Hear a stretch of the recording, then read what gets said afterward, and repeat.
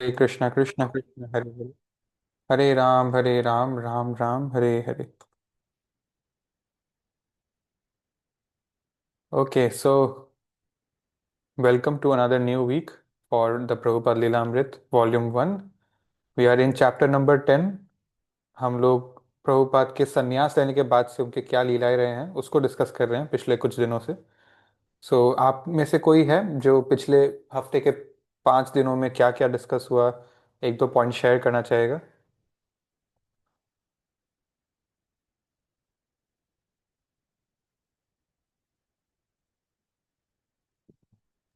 प्रभु एक तो प्रभुपाद जी के सपने में तीसरे बार उनके गुरु आते हैं। उनको इनिशिएशन मतलब संन्यास लेने के बारे में बोलते हैं। और प्रभु मैं अभी बाहर हूँ। मैं प्लीज अपना माइक म्यूट कर सकते हो एक बार? No problem. जी, आपने सही बोला. और बाकी हमारे ऑडियंस, मैं रिक्वेस्ट करूंगा कि बाकी सब अपने वीडियोस ऑन करें.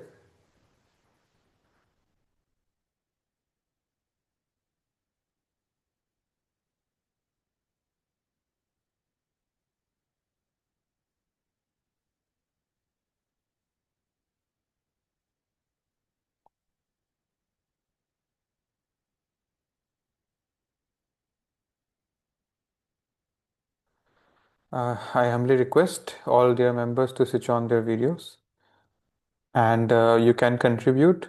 What do you remember? A point or two from last week.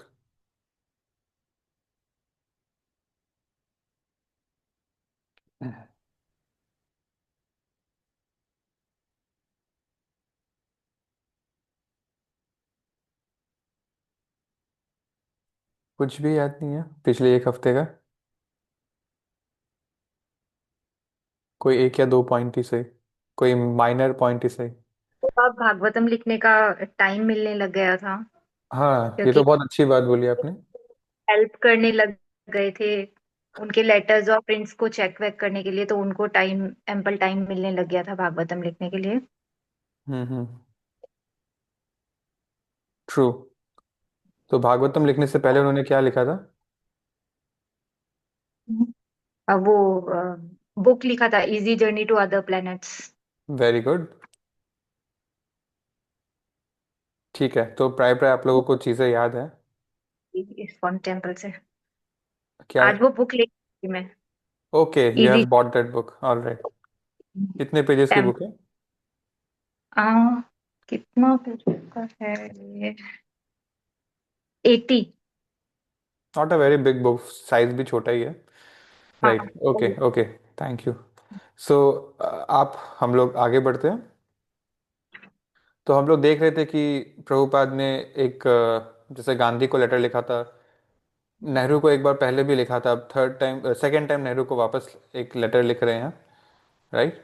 सो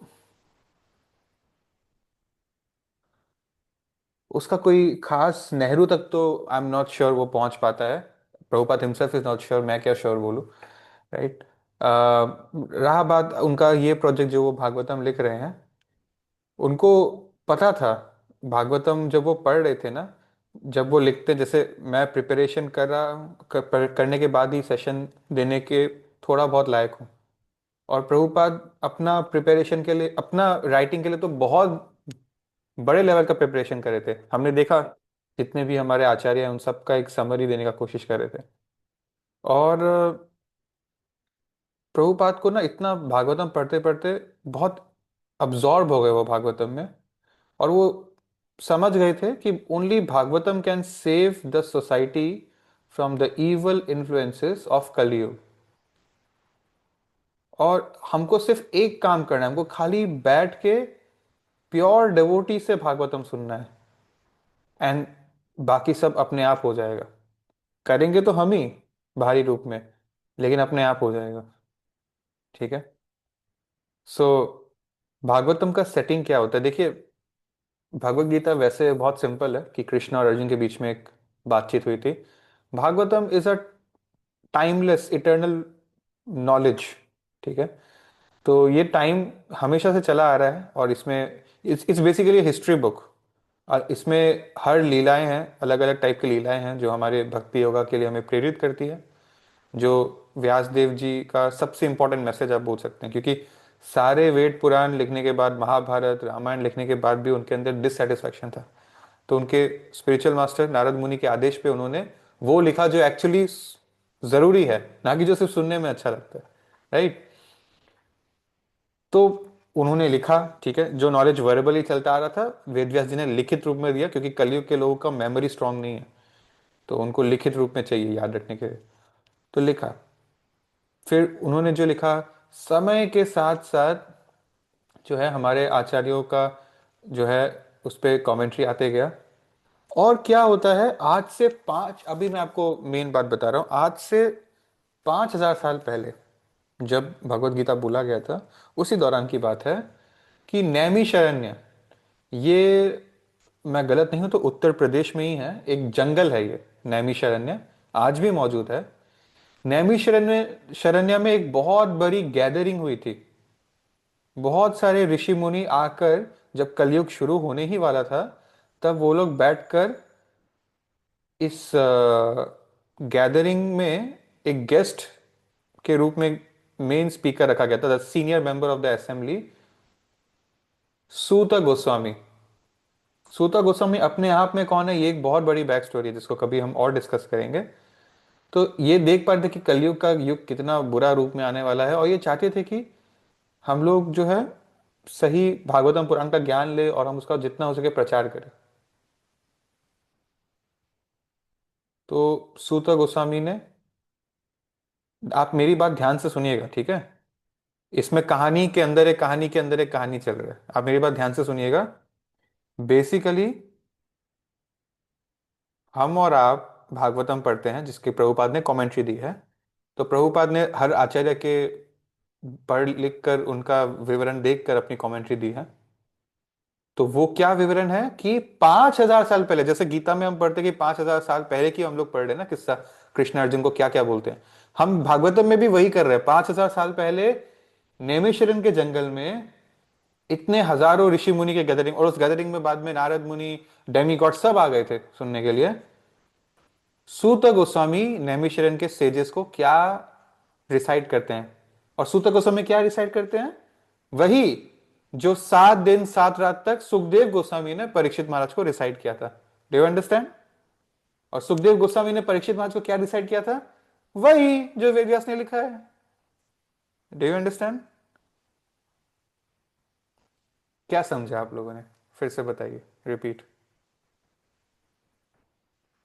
सबसे टॉप लेयर क्या था, किसने लिखा भागवतम पुराण?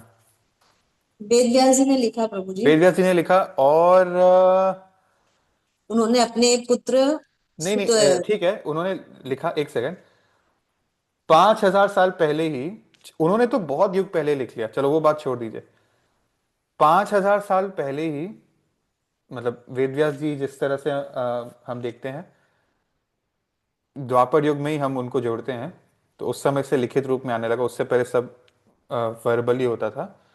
तो उसी रूप में व्यासदेव जी मौजूद थे, उन्होंने अपने स्टूडेंट संजय को जो है पावर्स दिया था ताकि वो धृतराष्ट्र को पूरा युद्ध का सीन समझा पाए, एनविजन करके। तो व्यासदेव जी द्वापर युग के कैरेक्टर है प्राइमरीली हमारे लिए, अभी के लिए इस कॉन्टेक्स्ट में। तो व्यासदेव जी ने लिखा, लेकिन उसी युग में 5,000 साल पहले ही नेक्स्ट क्या स्टेज आता है भागवतम का? नेक्स्ट क्या स्टेज, मतलब क्या क्या कहना चाह रहे हैं, मैं समझी मतलब नहीं। हम बोले ना कि भागवतम कहानी के अंदर एक कहानी है, उसके अंदर एक कहानी, उसके अंदर हाँ एक कहानी है, हम ऐसे डिस्कस हाँ। कर रहे हैं। तो सुखदेव गोस्वामी ने परीक्षित महाराज को वेरी 7 दिन गुड। में भागवत सुनाई। हाँ, ये भी 5,000 साल पहले ही हुआ है ना? और उसके बाद क्या होता है? इसके बाद नैमिषारण्य में सूत गोस्वामी जी ने 88,000 ऋषियों को श्रीमद् भागवतम सुनाई। जी। और उन्होंने उन्होंने वही बताया जो सुखदेव गोस्वामी ने परीक्षित महाराज को क्या क्या बताया था, वो कॉन्वर्सेशन ही वो समझाते हैं भागवतम में, ठीक है। सो प्रभुपाद अपने कमेंट्री में दिखा रहे हैं कि किस तरह से stage is set for Naimisharanya forest only, ठीक है, जैसे कुरुक्षेत्र का मैदान होता है, और वहां पर वो कैसे बता रहे थे कि परीक्षित महाराज और सुखदेव गोस्वामी के बीच में कैसे इंटरेक्शन हुआ। फिर परीक्षित महाराज कैसे व्यास देव जी का ये कहानी सुनाते हैं कि जिसके वजह से ये पुराण लिखा गया, फिर वो उनको नरसिंह लीला में ले जाते हैं, फिर उनको कोई अलग लीला में ले जाते हैं, ऐसे करके ट्रैवल करा रहे हैं 7 दिन 7 रात तक। क्या बात होती है ये नैमिषारण्य में बताया जाता है, और नैमिषारण्य में क्या बताया जाता है वो प्रभुपाद हमको बता रहे हैं। मैं आपको एकदम, बहुत ब्रॉड है ये कॉन्सेप्ट, मैं आपको अभी के लिए सिंपल करके आपको प्रेजेंट करने की कोशिश कर रहा हूँ, ठीक है। So okay, let's move ahead.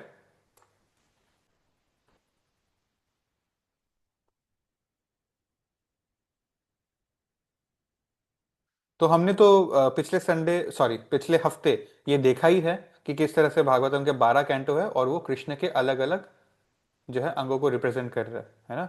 His lotus feet, his lotus neck, and his forehead, his chest, his legs, ऐसे अलग अलग कैंटो अलग अलग चीज रिप्रेजेंट कर रहा है। और प्रभुपाद ने, उनको भागवतम से इतना लगाव था कि उन्होंने ठाने थे कि he will not merely translate it, वो पर्सनली इसको अपने साथ लेकर वेस्ट जाएंगे, लोगों को प्रेजेंट भी करेंगे, और वो लोग को सिखाएंगे भी। ये नहीं कि बस तुम बुक ले लो, उनको सिखाएंगे भी through the book and in person how to develop your love for God.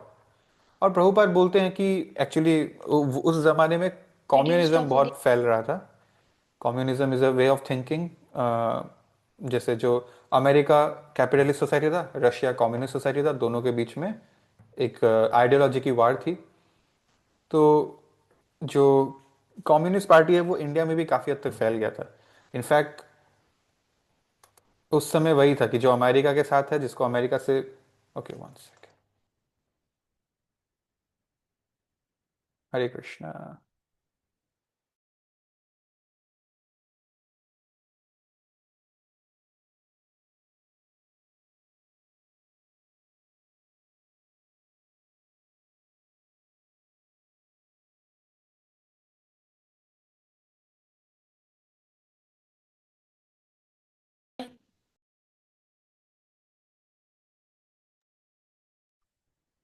Okay, I am sorry, थोड़ा सा धोखा दे देता है वाईफाई बीच बीच में। I hope I am now Audible. तो मैं ये बात कर रहा था कि यस, मैं कम्युनिज्म के बारे में बात कर रहा था, आप लोग थे ना तब तक कम्युनिस्ट, ठीक है। उस समय ऐसा हो गया था कि जी कम्युनिस्ट जी आइडियोलॉजी बहुत फैल रहा था। और इंडिया में 1950s में केरला में स्टेट इलेक्शन डेमोक्रेटिकली लड़के कम्युनिस्ट पार्टी जीत भी गई थी। सो अमेरिका ने इंडिया को प्रेशर किया कि इस सरकार को कैंसिल करिए, तो अनकॉन्स्टिट्यूशनली उसके सरकार को कैंसिल करके वहां प्रेसिडेंट रूल लगाया गया। Communism was supposedly a threat for everyone. तो प्रभुपाद ये बोल रहे थे कि कैसे फैला ये, जिसको आज सब बोलते हैं कि ये सही नहीं है, ये गलत है, या ये बहुत एक्सट्रीम है। फैला तो ऐसे ही ना कि कम्युनिज्म की अपनी लिटरेचर थी, इस आइडियोलॉजी को प्रमोट करने के लिए उन्होंने अपने लिटरेचर्स बांटे। उस समय यूट्यूब इंस्टाग्राम तो था नहीं, टीवी भी नहीं था।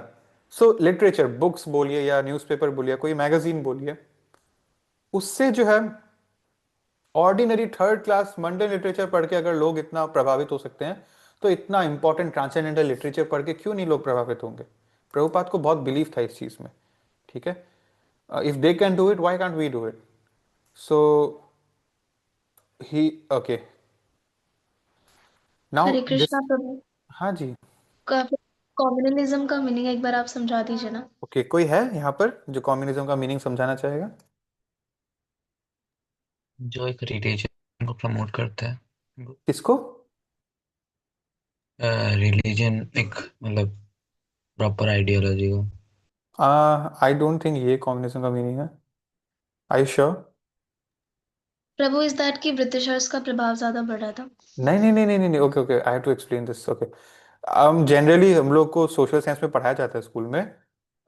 America was a capitalist society after world war 2। Capitalist मतलब ओपन मार्केट है, सरकार बिजनेस को कंट्रोल नहीं करेगी, सरकार रिलीजन को भी कंट्रोल नहीं करेगी। आपको जो बिजनेस करना है आप करो। जो दाम होता है ना, जैसे कोई भी सामान का प्राइस, जैसे यहाँ पर तो एमआरपी लगा दिया जाता है ना, कि ये सामान इतने रुपए से ज़्यादा बेच नहीं सकते, वहां पर ऐसा कुछ नहीं होता था। वहां पर मार्केट फोर्सेस प्राइस को डिटरमाइन करती थी। सो सरकार बिजनेस और मॉनेटरी चीज से अपने आप को दूर रखती थी।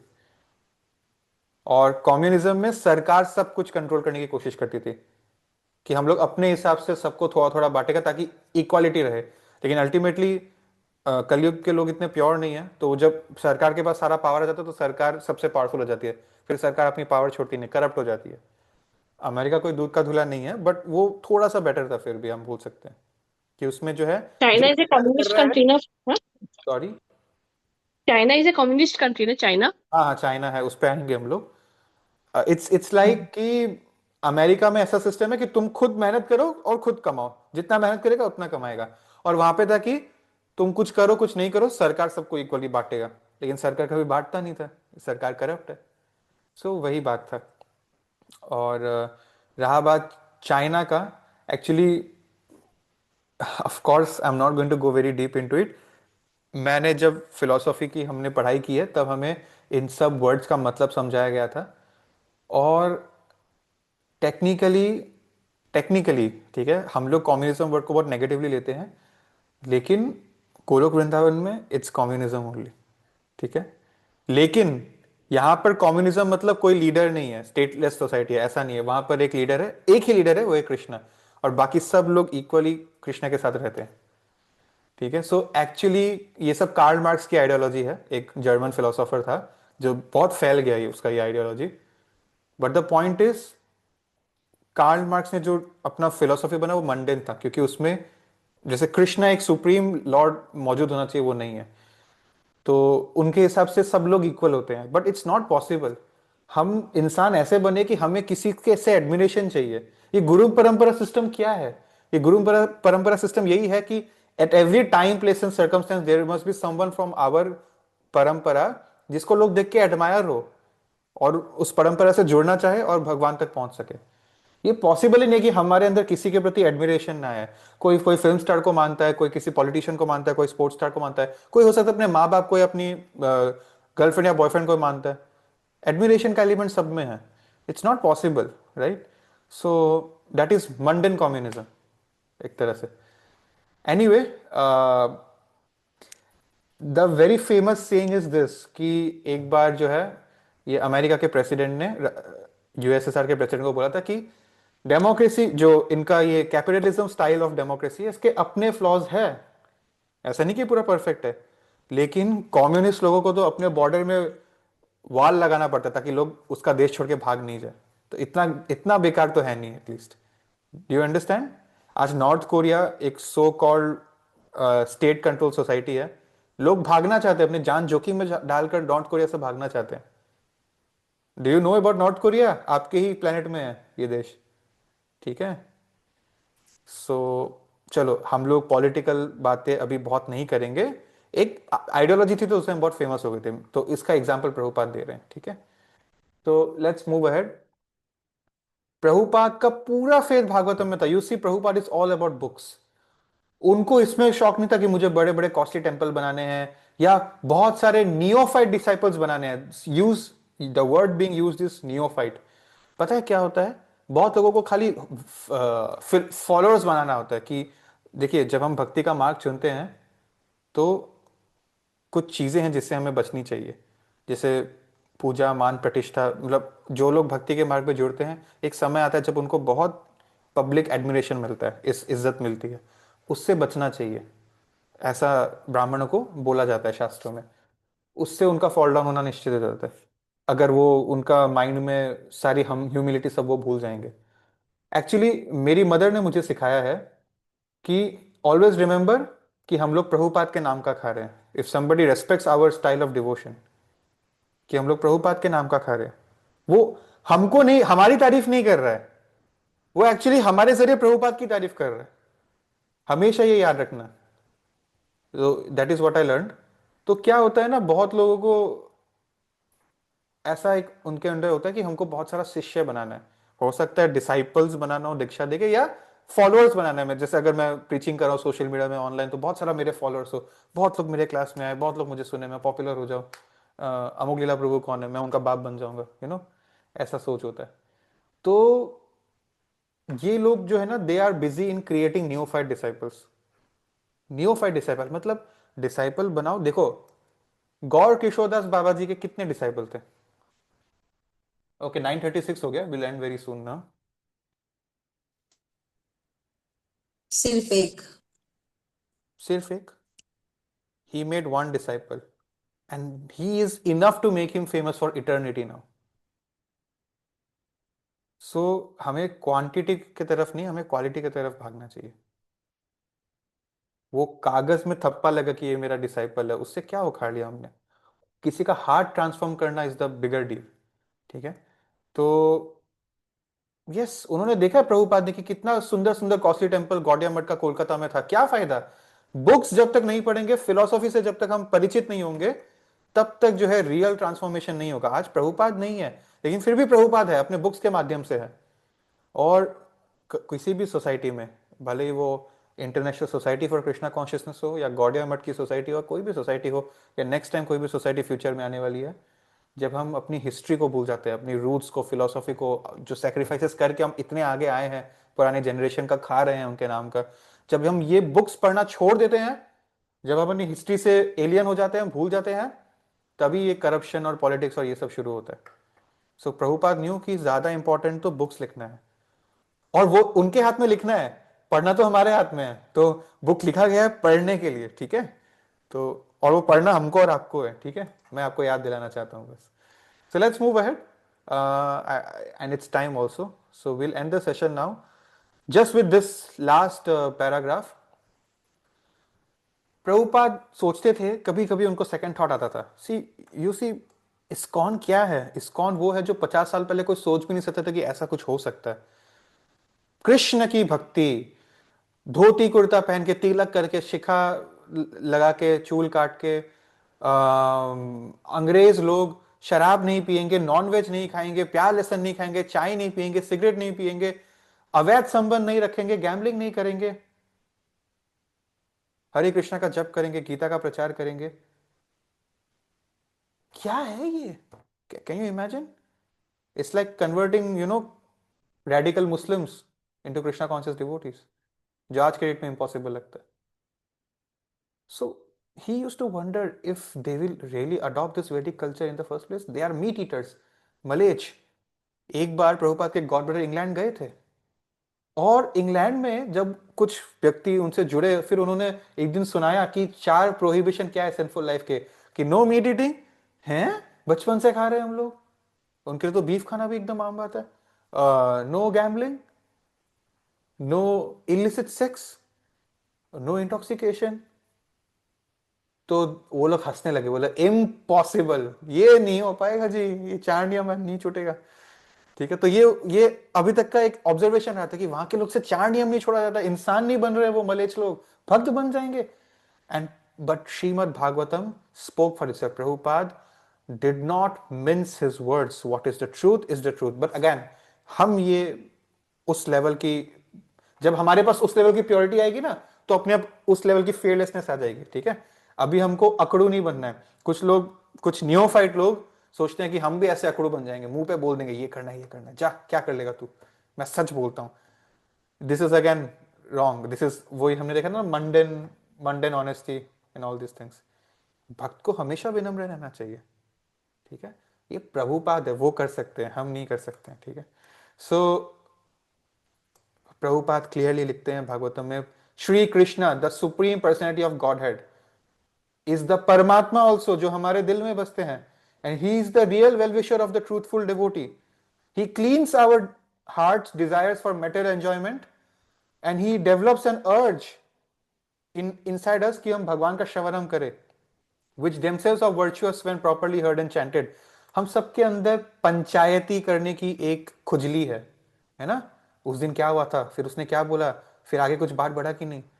पंचायती नहीं होता तो बिग बॉस, स्प्लिट्सविला, रोडीज, ये सब शो का कोई जगह नहीं होता हमारे टीवी बॉक्स में, या डेली सोप, सास बहू, ऑल दिस नॉनसेंस। ये सब, ये जो हमारे अंदर एक कीड़ा है ना, ये एक्चुअली हमारे अंदर इसलिए है क्योंकि ये भगवान के अंदर भी है, हम भगवान के अंश है, और ये एक्चुअली हमें इसलिए दिया गया है ताकि हम शास्त्रों के प्रति ये कीड़ा को इस्तेमाल करें। और क्या हुआ था, अच्छा इस लीला में और क्या हुआ था, ये क्यूरियोसिटी हम वेदिक स्क्रिप्चर्स को पढ़ने में लगाए। मैं ये अपना ओपिनियन नहीं बोल रहा हूँ, ये actually 10th canto of Bhagavatam में लिखा है। ऑलराइट, सो या बाकी बात हम लोग कल करेंगे। प्रभुपाद को लगता था कि ये लोग कहाँ अडॉप्ट करेंगे, इनसे 4 नियम नहीं होता, लेकिन फिर उनके अंदर क्या जस्टिफिकेशन था और आगे क्या होता है, ये सब हम लोग कल के सेशन में डिस्कस करेंगे। अपना बहुमूल्य समय मुझे देने के लिए बहुत बहुत धन्यवाद। श्रीला प्रभुपाद की जय। आप जा सकते हैं, किसी का कोई प्रश्न है तो बताइए। हरे कृष्णा प्रभु। हरे कृष्ण। मेरा एक क्वेश्चन था। मैं उस दिन किसी इस्कॉन डेवोटी के वहाँ पे मतलब हम लोग खाने गए थे, मतलब ही यूजुअली वो फूड ट्रक चलाते हैं, तो मेरे जो फैमिली मेंबर्स हैं वो भी हमारे साथ थे। तो मैंने उनको कहा प्रभु जी मुझे एक ये प्लेट देना, तो उन लोग सब साइड में शॉक हो गए कि why are you calling him Prabhu ji, ये कोई भगवान थोड़ी ना है। मतलब दे वर आस्किंग मी कि मतलब प्रभु जी करके टाइटल क्यों दिया जाता है, why Prabhu ji and why Mata तो जी, अभी अभी इसी आपने को बोला वो क्यों? लोग इस्कॉन के थे, इस्कॉन के नहीं थे क्या वो लोग? No no, my family members were asking that. ओ, अच्छा अच्छा अच्छा अच्छा, वाह, वेरी गुड क्वेश्चन। नहीं नहीं, अच्छा है। पहले मैं माता जी के बारे में बोलता हूँ, फिर प्रभु जी का बोलूंगा। अ, अपनी धर्म पत्नी के अलावा, या जो धर्म पत्नी बनने वाली है, फियांसे है, उनके अलावा हर स्त्री को हमें माँ के नजर से देखना है, क्योंकि वो माँ है, बस नजर से नहीं देखना है, क्योंकि वो माँ है। फाइन। तो इसलिए हम माता जी करके बुलाते हैं सबको। And Prabhu wife the smaller one, the sorry. Even the smaller once. हाँ हाँ जी, स्मॉलर वंस भी। अरे बॉडीली एज कम होगा, उससे क्या हो गया, बॉडीली एज कम है ना बस। लेकिन है तो आपके मां समान ही। जितने भी मतलब बालिक आप बोल सकते हैं, नाबालिग भी को भी हम माता जी ही बुलाते हैं, ठीक है। उनको हम छोटी बहन के जैसा ट्रीट करेंगे, लेकिन हम उनको इज्जत और प्यार में मां का ही दर्जा देंगे। Now coming to Prabhu ji. प्रभु मतलब obviously your parents are right, प्रभु मतलब भगवान होता है। प्रभु मतलब ईश्वर होता है, जो कंट्रोलर है, मतलब हमसे कोई सुपीरियर है, ठीक है। तो हम हर जेंट्स को, भले वो उम्र में छोटा हो बड़ा हो, उनके नाम के आगे फिर प्रभु जी लगाते हैं। उनको मिस्टर या भाई साहब भैया ऐसे नहीं बोलते हैं, बिकॉज इससे हम अपना हम्बलनेस चेक कर रहे हैं, अपना फॉल्स ईगो को कट काट रहे हैं। एंड आप अपने पेरेंट्स को बताइएगा कि हम दूसरों तो माय को प्रभु क्यों इसलिए बोलते हैं, क्योंकि उनके हृदय में परमात्मा है। अभी अभी हमने पढ़ा, प्रभुपाद ने लिखा। तो do you know something, Bhagavad Gita का चैप्टर 5 में भगवान बोलते हैं कि वो एक लर्नेड व्यक्ति है जो हर जीव को सेम नजर से देखता है। चींटी, हाथी, शूद्र, चंडाल, ब्राह्मण, कुत्ता, एक मलेच्छ, पेड़, चिड़िया, सारे जीवों को एक समान दृष्टि से देखता है। किस दृष्टि से? कि these are all souls with a super soul, इन सब के अंदर भगवान का वास है। तो क्योंकि सबके अंदर भगवान का वास है, when I am calling out to someone, जैसे कि यहां पर चैतन्य प्रभु भाग गए, चैतन्य प्रभु, तो मैं उनके अंदर परमात्मा को बुला रहा हूं एक तरह से। और मैं इसमें मेरा क्या फायदा है पर्सनली, मेरा अहंकार चेक में रहता है, मेरा फॉल्स को चेक पे रहता है। ए चैतन्य इधर आओ, ऐसे नहीं, चैतन्य प्रभु करके, ठीक है। सो वो टाइटल देकर मैं अपने आप को हम्बल रख पा रहा हूं, और मैं उनके अंदर जो परमात्मा है, उनको उनका स्मरण कर पा रहा हूं। इससे भगवान ने जो चैप्टर 5 में हमें इंस्ट्रक्ट किया था वो हम प्रैक्टिस कर पा रहे हैं। Simple. Thank you Prabhu. Anything else? Okay, seeing none, Hare Krishna, thank you. Thank you Prabhu ji, Hare Krishna.